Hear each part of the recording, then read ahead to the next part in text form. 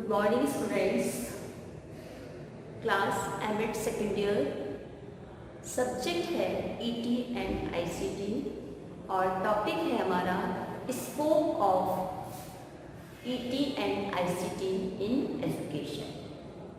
ठीक है, scope of ICT in education, शिक्षा में सूचना संप्रेषण तकनीकी के क्षेत्र। सबसे पहले हम देखेंगे कि सूचना संप्रेषण तकनीकी की शिक्षा में आवश्यकता क्यों महसूस की गई है। ठीक है,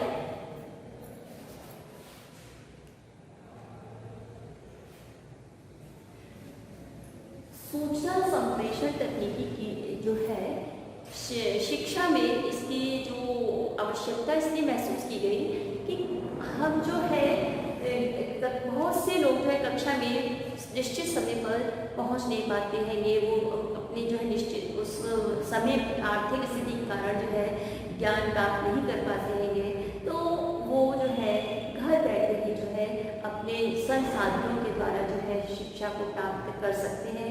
आज जो है कंप्यूटर है, नेट है, मोबाइल है, हम इन सब के द्वारा जो है ज्ञान को प्राप्त कर सकते हैं। तो इंफॉर्मेशन कम्युनिकेशन टेक्नोलॉजी, सूचना संप्रेषण तकनीकी का जो क्षेत्र है वो काफ़ी विभिन्न क्षेत्रों में जो है इसकी आवश्यकता महसूस की गई है। इसकी आईसीटी की, इंफॉर्मेशन कम्युनिकेशन टेक्नोलॉजी की, इंफॉर्मेशन कम्युनिकेशन टेक्नोलॉजी की जो है आवश्यकता विभिन्न क्षेत्रों में महसूस की गई। तो शिक्षा के क्षेत्र में सूचना एवं संप्रेषण तकनीकी के कार्य क्षेत्र निम्न है। यहाँ पर आईसीटी से मतलब है आपका स्कोप ऑफ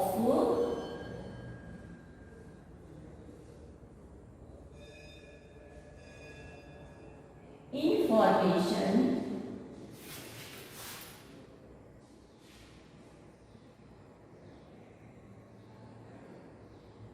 and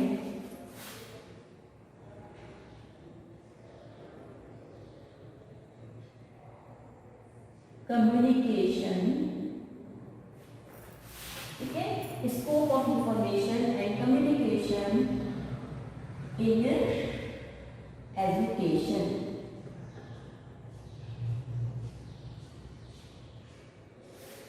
तो शिक्षा में जो है आईसीटी के जो कार्य क्षेत्र है वो निम्न है। उसमें सबसे पहला फर्स्ट जो हमारा फील्ड है वो है आपकी शैक्षिक लक्ष्यों एवं उद्देश्यों का निर्धारण करना। शैक्षिक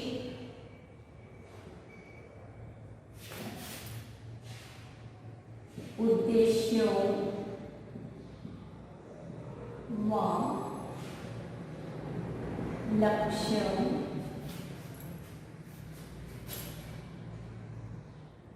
का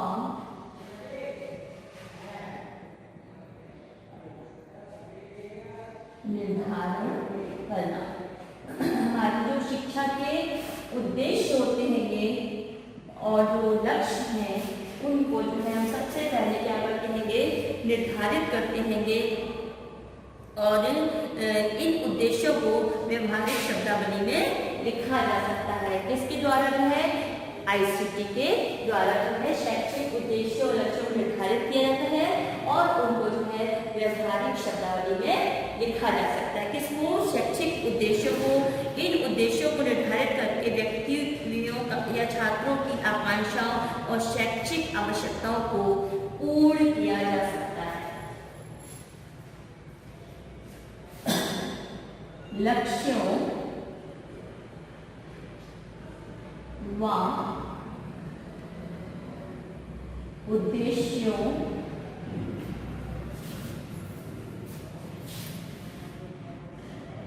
को निर्धारित करके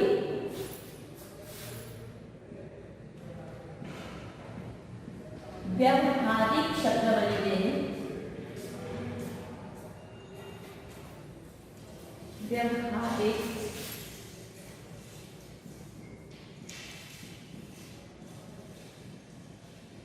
शब्दावली में लिखा जा सकता है।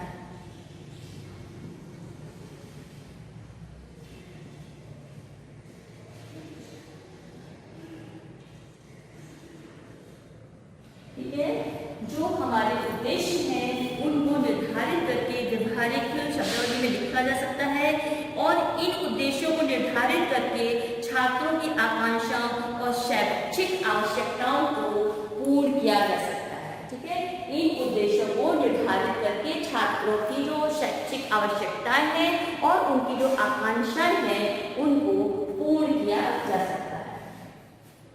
उद्देश्यों को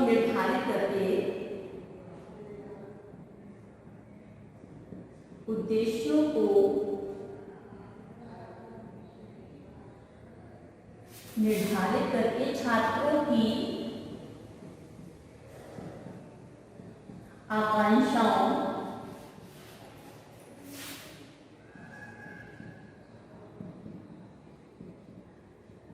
व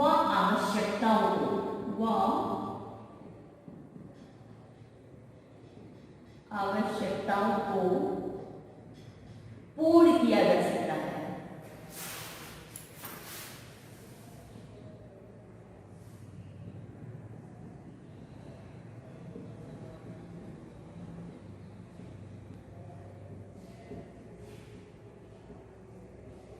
ठीक है, जैसे कि आपने पढ़ा है ब्लूम की टैक्सोनॉमी है कि जो है उसमें हमने उद्देश्य पढ़ेंगे, ज्ञानात्मक, भावात्मक, क्रियात्मक, फिर उसमें भी हमने लिया ज्ञान, बोध, उपयोग, कौशल, मूल्यांकन, विश्लेषण, संश्लेषण। तो ये सब जो है उद्देश्यों को जो निर्धारित करके जो है उसको व्यवहारिक शब्दावली में लिख सकते हैं ये, और उसके बाद जो है उनको उनकी छात्रों की जो आवश्यकताएं होती है और उनको आकांक्षाओं को पूर्ण किया सकता है।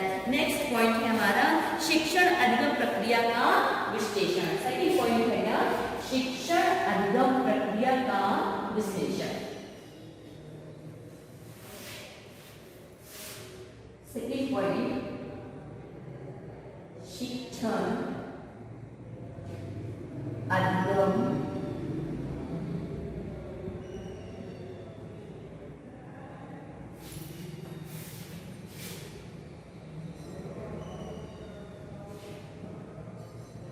प्रक्रिया का विश्लेषण। ठीक है, जो भी हमारी शिक्षण अधिगम प्रक्रिया है उसका जो हम क्या करते हैं इसमें विश्लेषण करते हैं। इसमें इनपुट से आउटपुट तक सभी कार्य करने वाले तत्वों का विश्लेषण किया जाता है। इसमें इनपुट से आउटपुट तक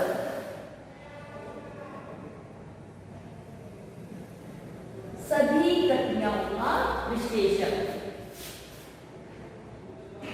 ठीक है, जितना भी जो भी हमारे शिक्षण अधिगम प्रक्रिया है तो शिक्षण अधिगम प्रक्रिया में जो है इनपुट से लेकर के आउटपुट तक सभी कार्य करने वाले तत्वों का विश्लेषण।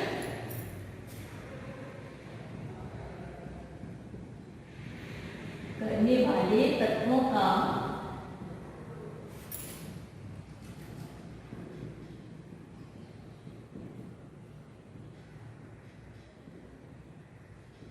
विश्लेषण किया जाता है। ठीक है, जो भी जितने भी हमारे इसके अंतर्गत आते हैं कार्य उसमें शिक्षण अधिगम प्रक्रिया में उसमें इनपुट से लेकर आउटपुट तक के सभी तत्वों का विश्लेषण किया सकता है।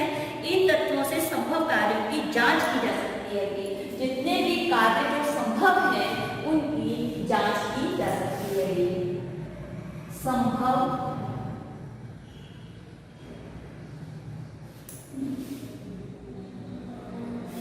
संभव कार्यों की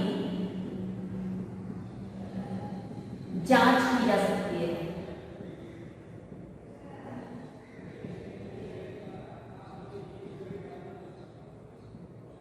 ठीक है, और नेक्स्ट थर्ड पॉइंट है इसमें इन तत्वों को इस ढंग से व्यवस्था करना जिससे प्रभावशाली परिणाम प्राप्त हो।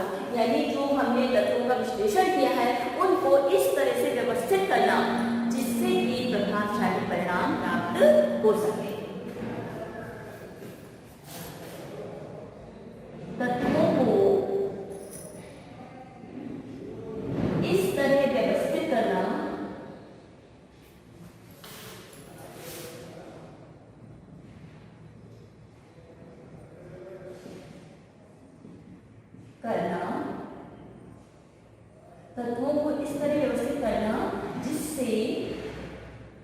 प्रभावशाली परिणाम।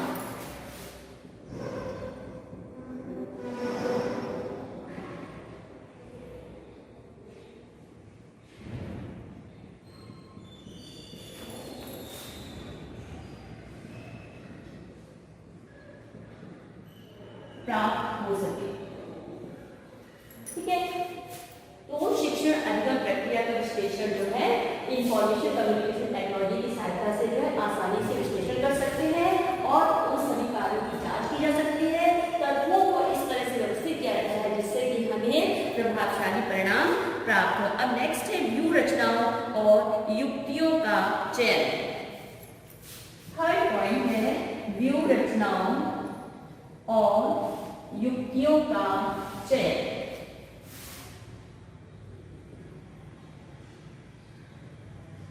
व्यू रचनाओं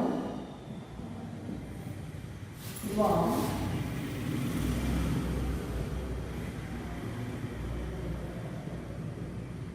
युक्तियों का चयन। टीचिंग स्ट्रैटेजी जो होती है हमारी, हम अपनी जो भी शिक्षण अधिगम प्रक्रिया है उसको कैसे प्रभावशाली बनाएं, इसके लिए जो है हमें व्यू रचनाओं व युक्तियों का चयन करना होता है और जो है इसकी सहायता चयन विकास बड़ी सुगमता से किया जा सकता है। ठीक है, इंफॉर्मेशन आईसीटी के द्वारा जो है व्यू रचनाओं व युक्तियों का चयन है बहुत ही आसानी से किया जा सकता है। फिर है दृश्य श्रव्य सामग्री का चयन, उत्पादन और उपयोग। दृश्य श्रव्य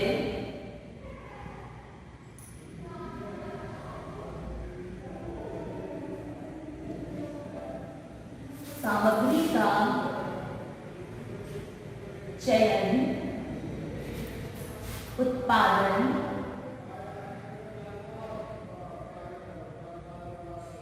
और उपयोग। ठीक है, फोर्थ पॉइंट हो गया है जो हमारी ऑडियो विजुअल एड्स हैगी उसका हम जो चयन जो इसके आधार पर आसानी से कर सकते हैं। इन सहायक सामग्रियों की संरचना और उनकी कार्य प्रणाली में सूचना संप्रेषण तकनीक का योगदान सम्मिलित है। यानी दृश्य श्रव्य सामग्री का चयन जो है वो इंफॉर्मेशन कम्युनिकेशन टेक्नोलॉजी के द्वारा जो है हम आसानी से कर सकते हैं और जो भी हम सामग्री का चयन कर रहे हैं ऑडियो विजुअल एड्स का वो जो है इसके द्वारा जो संभव हो जाता है। अगर नेक्स्ट क्षेत्र जो है हमारा फिफ्थ पॉइंट हो गया आपका, ये है आपका पृष्ठ पोषण में सहायक। पृष्ठ पोषण में सहायक। ठीक है, तो नेक्स्ट है हमारा पृष्ठ पोषण में सहायक। इससे क्या होता है कि जो हमारा जो मुख्य लक्ष्य जो है मूल्यांकन होता है।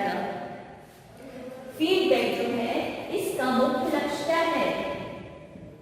फीडबैक का मुख्य लक्ष्य मूल्यांकन है।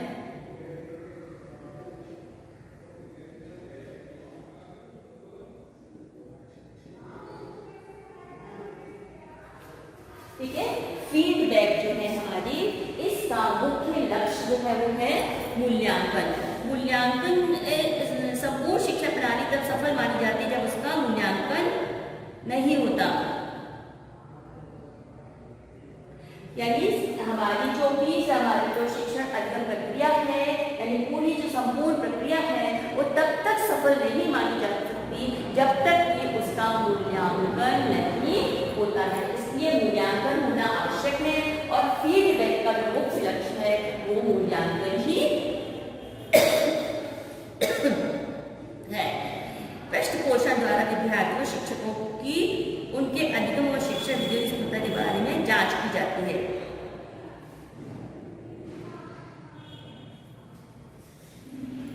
फीडबैक के द्वारा जो पृष्ठपोषण जो है उसके द्वारा शिक्षक और छात्र दोनों की जो अधिगम प्रक्रिया है उसकी जो है कि जांच की जाती है। किसकी?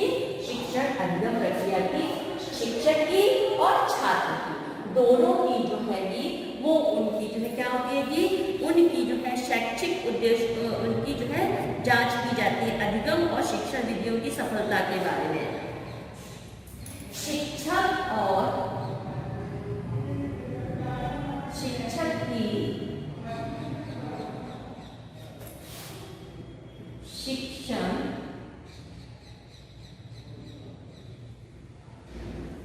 अधिगम यानी शिक्षक और छात्र दोनों की ही जो है जो अधिगम प्रक्रिया है, ठीक है, अधिगम और शिक्षण विधियों की सफलता। शिक्षक की शिक्षण विधियों की सफलता की जांच की जाती है।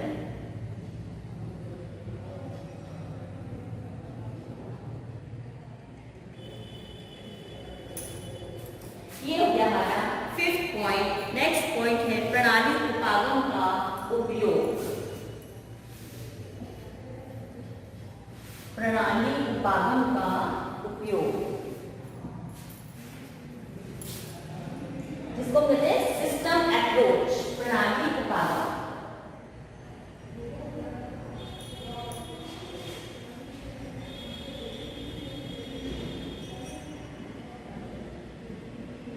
प्रणाली उपागम का उपयोग।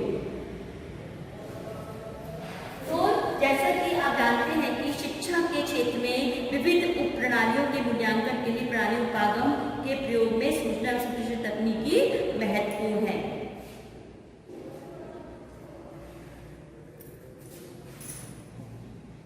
शिक्षा के क्षेत्र में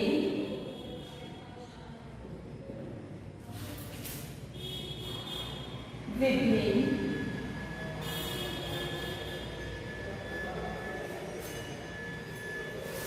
उप प्रणालियों के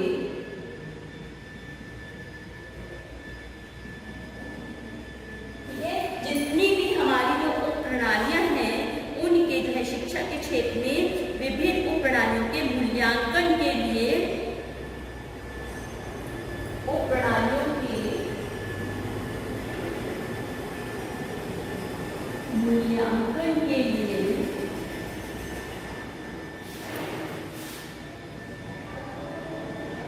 प्रणाली उपागम, ठीक है, जो सिस्टम अप्रोच है मूल्यांकन के लिए जो है प्रणाली उपागम के प्रयोग में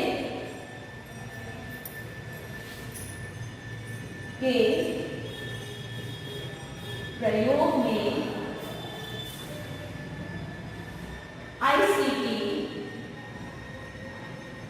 महत्वपूर्ण, यानी कि जो हमारी प्रणालियां हैं उनके मूल्यांकन के लिए जो है प्रणाली उपागम के प्रयोग में सूचना एवं संप्रेषण तकनीकी महत्वपूर्ण है। नेक्स्ट है आपका शिक्षक प्रशिक्षण। 7 है शिक्षक प्रशिक्षण।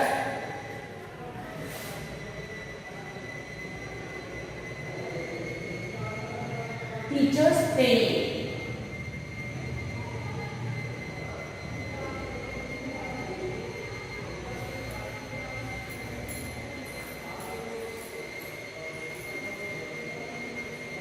ठीक है, शिक्षक प्रशिक्षण टीचर्स ट्रेनिंग में जो है सूचना एवं संप्रेषण तकनीकी का जो है कार्यक्रम में प्रमुख भूमिका निभाती है। आईसीटी शिक्षक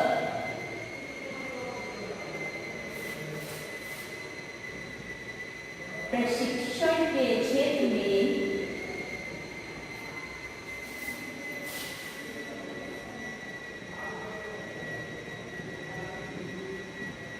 महत्वपूर्ण भूमिका निभाती है।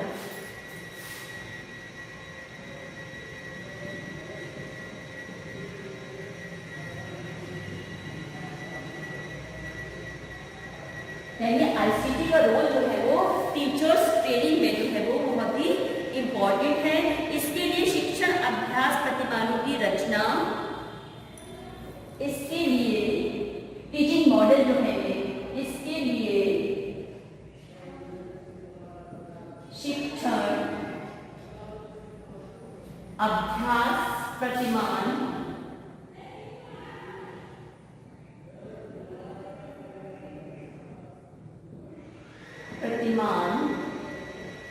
की संरचना, टीचिंग मॉडल्स को तैयार किए गए हैं। तो प्रतिमान की संरचना माइक्रो टीचिंग है आपकी, ठीक है, माइक्रो टीचिंग और सिमुलेटेड टीचिंग।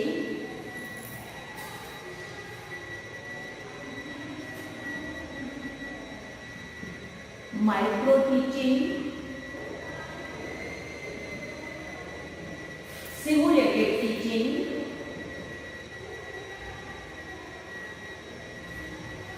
सिमुलेटेड टीचिंग, ये सब क्या है? आईसीटी की ही देन है कि एवं सिस्टम अप्रोच का उपयोग किया जाता है, एवं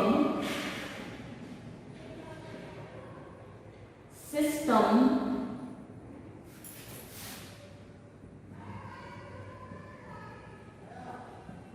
अप्रोच का उपयोग किया जाता है।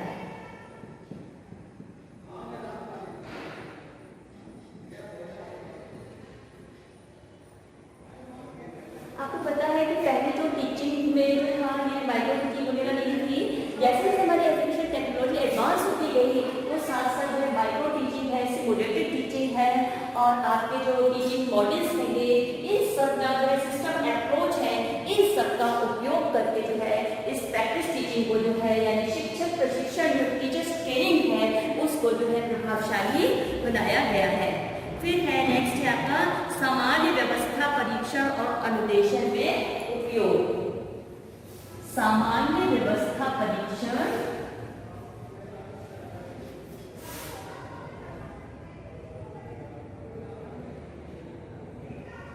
सामान्य व्यवस्था परीक्षण, ठीक है। जो हमारा ETICT है वो सामान्य व्यवस्था परीक्षण और अनुदेशन में, ठीक है, सामान्य व्यवस्था परीक्षण व अनुदेशन में उपयोगी है। अनुदेशन में उपयोगी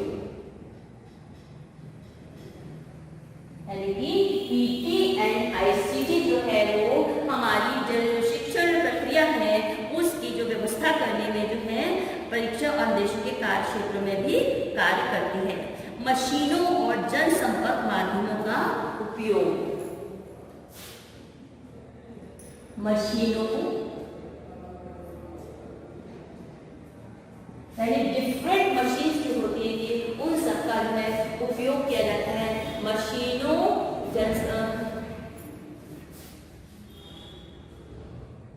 मशीनों और जनसंपर्क माध्यमों का उपयोग। जनसंपर्क माध्यमों का उपयोग। इस तरह से जो है हमारी ICT जो है काफी जो है इसमें सहायक है टीचिंग में।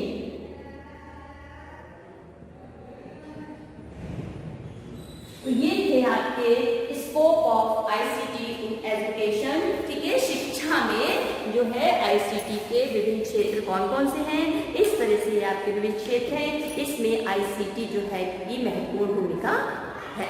धन्यवाद।